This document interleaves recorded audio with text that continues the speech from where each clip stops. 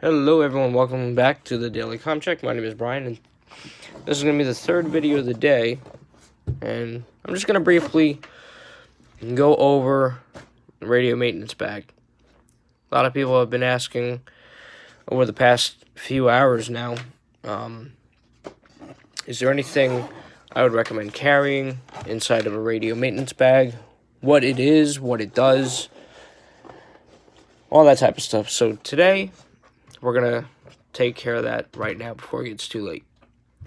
So, radio maintenance kit, or an RMK. Radio maintenance kit is pretty much your go-to bag or box that you can take with you, kind of like a bug-out bag. You know, if you know you're going to be out on the road, you're going to be going from maybe county to county, state to state, country to country. What it is that you should carry with you in case you have to do some emergency maintenance. Let's say you want to rehouse a radio. Like, for instance, I got this one in a few weeks ago, and as you can tell, it's seen some use. It's in very good shape, but you can see that it's not in a desirable housing. It's very dirty, very scuffed up, scratched up, dinged up. No cracks in it, thankfully, but it's not very appealing, and it, doesn't look good. Or maybe you want to go to safety yellow, you're going to be upgrading it, which in this case I am, and you change the housing. So, first thing I always make sure that I have is the proper tools to do a housing conversion. This is a Moto tool from Motorola. It's basically just a plastic little seesaw housing tool. Okay, so pretty much this is only meant for the 3000 and the 5000. So pretty much what you do is you take off your battery, you get your radio housing, and then you just insert it at the bottom, apply some pressure, and the housing will lift free of the chassis. But don't use a damn screwdriver. Please spend the $15 total and get a Moto housing tool. You don't want to scratch up the back plate, and you don't want to crack your housing, especially if it's new, trying to do a half-ass job. That's number one. Number two, some spare audio adapter covers. Again, this is meant for the entire XTS series, and I'm pretty sure that this will fit on the HT1000 series also, if you're still using them. And basically what you do is you just insert this on top, push down at the bottom. If I could follow my own advice, that'd be very nice. And bam. It's not the best cover. It's pretty much the standard that Motorola used to give you when you got an XTS radio. You get this from your dealer. It's pretty much just meant to cover the side contacts so you don't damage them. You can protect them from the elements. But I would strongly recommend getting a few of those just so you can make sure your contacts are covered. Next up is another housing tool. This is meant for the XTS 2500s and 1500, 2500s, and the HT 750 series, or the Harris series radios. And basically same concept. This would insert to the back plate, apply some pressure, and off comes the back plate. This you can use to take off channel selector knobs, power knobs. Again, use the Moto tool. Same price, maybe about $15 total. Just make sure you have something instead of a screwdriver. So, let's see if I can fix my camera here. Inside here, I have more side contact dust covers. I have some RF adapters for public safety mics. These are also the side contact dust covers for the HT750. I do some work on HT750, so I like to make sure I have the proper covers for the audio adapter. And you can attach a different mic, a 2-pin either Kenwood, whatever microphone is designed to fit the 3.5 millimeter jacks, you can use. Just make sure it has the 2 prongs. So this has a dual purpose. It serves as a side contact dust cover, and it's an audio adapter for your mic. That's in that bag.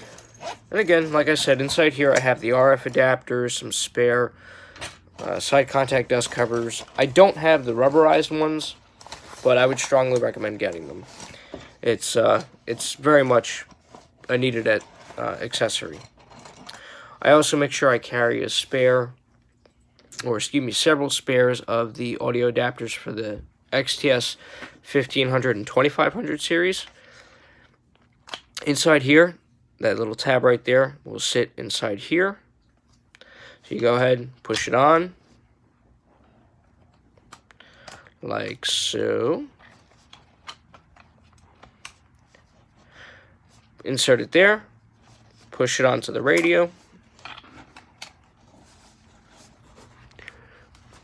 If I can get my hands to work with me today. There we go. And basically what this does is it gives it a more secure connection between your microphone and the radio. Originally these were designed for the U.S. Navy, and the U.S. Navy doesn't really have a need for microphones.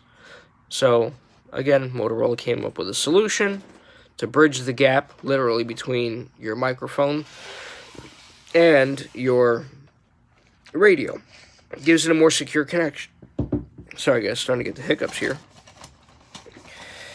And everyone's starting to get sick. Thankfully, it's not the coronavirus, though. Okay, then inside here, I have a converticom. Basically, it's just a Secret Service type push-to-talk that connects to the XTS series. I would recommend getting one just in case you're doing some repairs out in the field. You don't want people knowing you have radios. You know, people always stop and stare at you like, oh, what's going on? Some extra antennas. These are VHF and some spare. No, actually, these are all VHF. You can tell by the color on the bottom here. These are all black and white. But I always try and carry several different antennas just in case. You never know. Antenna might break, might be due to some wear and tear. It may look ugly. Got to fix it. So that's normally what I carry in there. Inside here, I carry, it's a bit of a mess, but I carry all of my programming cables for every radio that I'm knowledgeable about, whether it's HT750, HT1000, XTS, maybe the Black Box series from Klein Electronics. Very good radios, by the way. And then in here, belt clips. Belt clips, belt clips. You never know when you might need some extra belt clips. I have plenty for the XTS series from the 1500, 2500, 3000, 5000. And of course, these are from Calmall. So, very nice. These are actually built pretty good. Just go ahead, slip them on your radio, and you're good to go. So, I like using this bag. It's made by 511. It was actually a gift that came with a 511 tactical jacket I bought. So, I was going to use it for a lunchbox, and then I got the great idea of using it for my business and my hobby. It has the D-clipped swivels over here and here, so you can attach it to your sway belt. Has a clip over here for you to attach your ID and credentials. I just have it attached like so it holds my ID card. And it also has pen holders. So the pen holders are right here. You can put a flashlight in there, a screwdriver, whatever the case may be. You can make sure that you have the necessary materials. And that's pretty much all you really need. You can always I would recommend carrying some spare batteries. One additional fully charged radio battery for every radio that you have experience in. So, in retrospect, I should actually be carrying one of these batteries, the Impress batteries that fit the HT 750 War series and the XTS 1500 2500 series. And likewise, for the HT 1000s, the XTS 3000s, 5000s. And then you want to make sure that you always carry preferably one extra antenna for whichever radio you have, whether you're VHF, UHF, low band, 800, 900 megahertz, whatever the case may be. Make sure you got a spare antenna. As far as carrying options go, I'd recommend carrying a spare radio case, just in case you lose yours, or, in this case, maybe the cord broke, a D-ring has broken off, maybe this becomes damaged, which I don't think it would. I mean, construction is pretty good on these. This particular radio case, I don't think, let me see here. Yep, there we go. So this is the swivel radio holder from Motorola. It's NTN8381B. And this one is meant to fit the XTS 3000s, 5000s, the HT 1000s also fit in here. As you can see, it's seeing a little bit of action. I've had this for a couple years now. But I love these. They're built really great. And they attach to a swivel mount. It's a high-activity swivel case, so it'll just turn and turn and turn. So you never have to worry about having to lose your radio.